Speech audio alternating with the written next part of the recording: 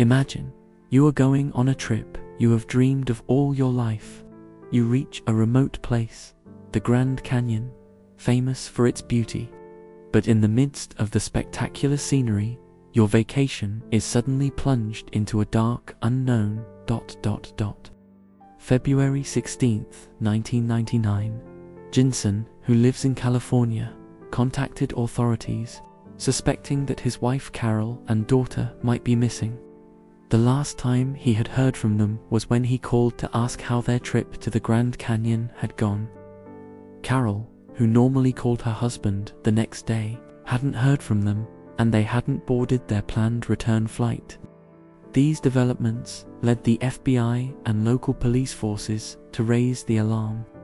Believing that 3 women were missing, authorities launched an extensive search. But as the search deepened, the case took a different turn. Carol's wallet was found in a small town far from the canyon. This detail changed the authorities' suspicions and the direction of the investigation. What secrets lurked in the shadows of the Grand Canyon? What is the dark truth behind this disappearance? We will share with you all the details of the incident and what happened in this video. Get ready. You will witness how an ordinary vacation turns into a chilling story. Carol's son and Raquel Peloso's friendship began in Argentina in 1973. Carol, an American student, was on an exchange program in Las Varillas, a town in the Argentine province, of where she met Raquel. Over time, this chance encounter turned into an unbreakable friendship despite the distance between the countries. Although they both focused on their own lives and families, their friendship grew stronger. So much so that even their daughters, Yuli and Silvina, seemed to inherit this bond. Years later, in 1999, Yuli and Silvina's successful academic performance at school earned them an unforgettable award, a trip to the United States. With the parents' approval, the trip was planned so that Yuli and her mother Carol would meet Silvina in the United States. Starting on February 14th, 1999, the adventure would culminate in a visit to the Grand Canyon. That day, the 3 women flew from Eureka, the city where Carol and Yuli lived, to San Francisco. Upon arrival, they rented a red Pontiac Grand Prix that would take them to Stockton, about 100 kilometers to the west. In the early morning, they set off for the Sierra Nevada mountains.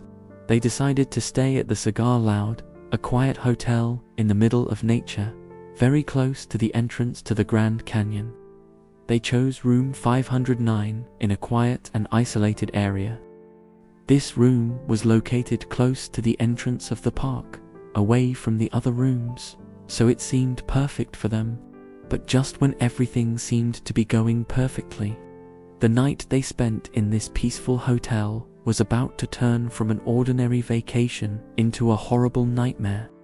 After checking in, Carol, Silvina, and Yuli decided to go for a drive to explore the surroundings.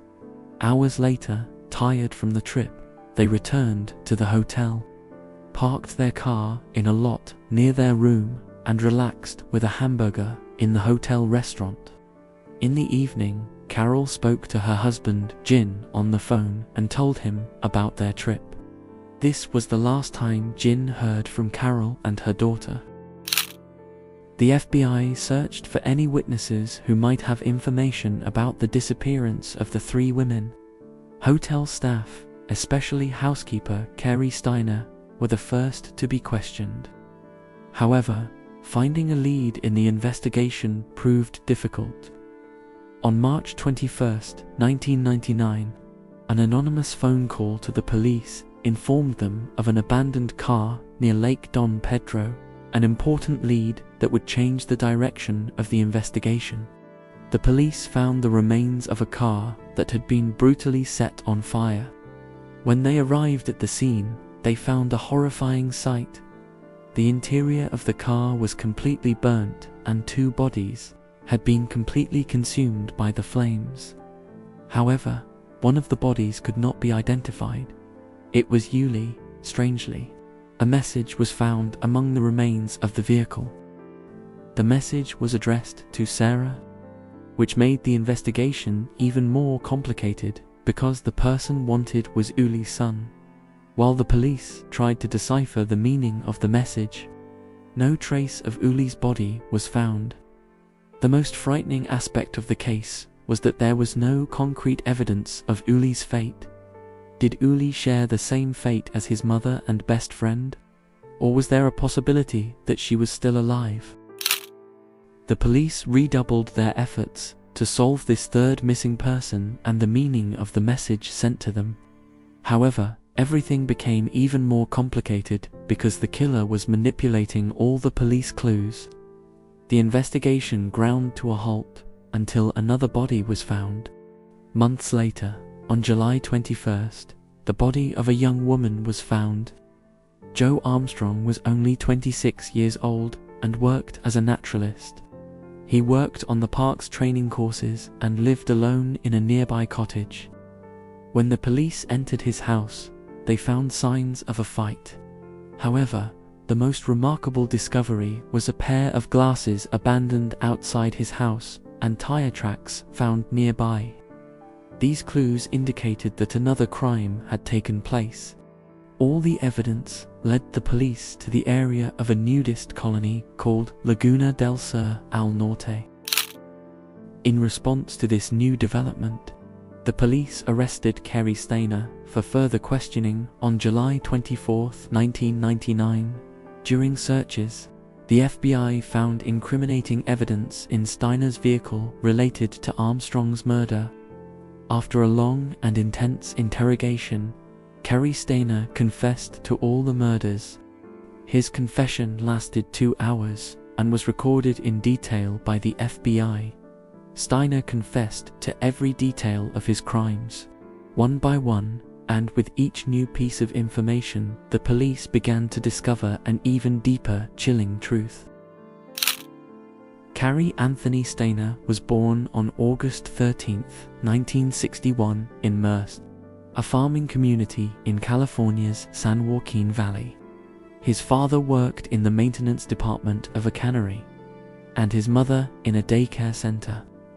But there was a dark truth in this seemingly normal family's past. For at least 5 generations, they had a family tree with a history of either mental illness or sexual abuse. This dark truth would even be revealed years later when Stayner confessed that his father had abused his sisters. Cary said that when he was 7 years old, he fantasized about kidnapping and abusing his sisters, and when he was 10, he fantasized about kidnapping and then abusing a supermarket employee.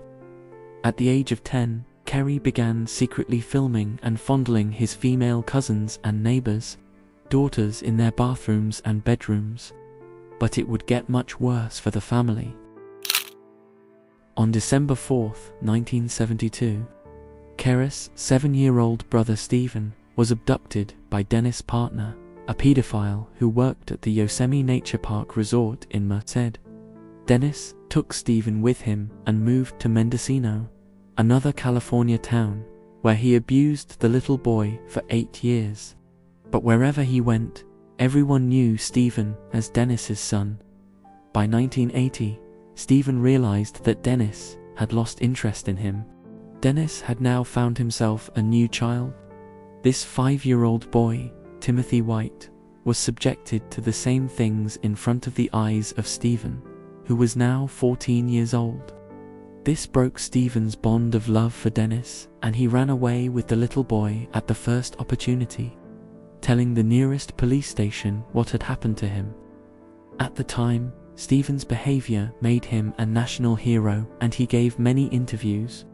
Books were written about Steven, and even a movie was made. During this period of severe tragedy, Cary focused on his studies and managed to get into the gifted classes at school. Cary became one of the most creative students in the school, and was now placed in a class with the most creative children in the school.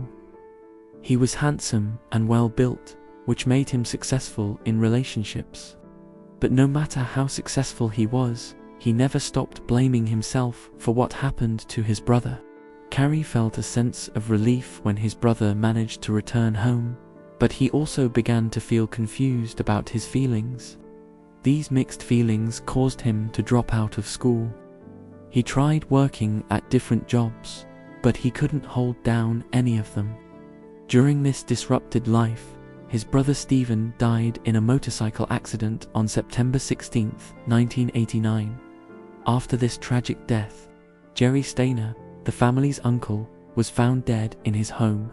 Cary was initially questioned as a suspect because he lived in the same house as his uncle during this period, but was released when it was confirmed that he was at work at the time of his uncle's death.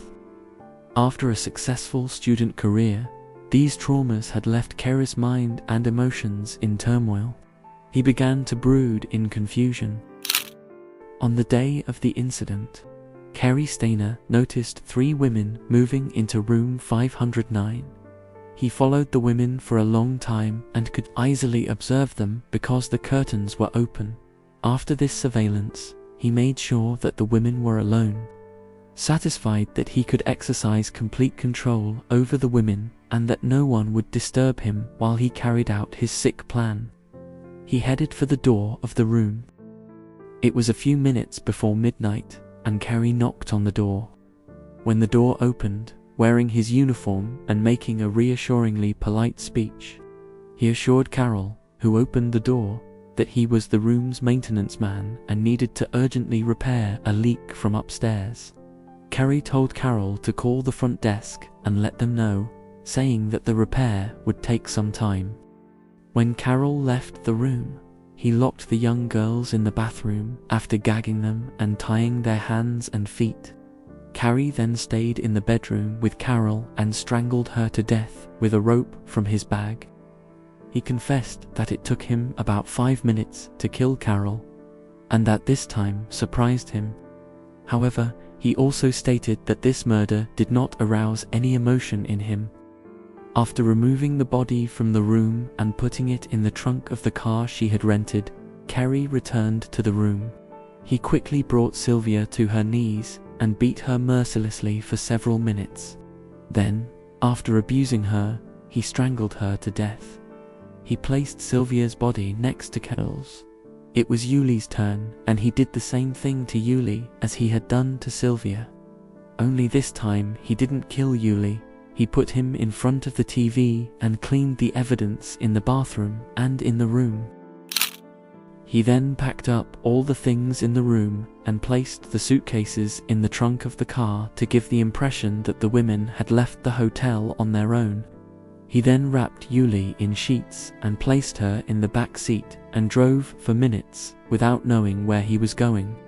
During this time, he chatted with Yuli and asked her name, but she said her name was Sarah. Yuli expressed sympathy for her because she was beautiful and calm.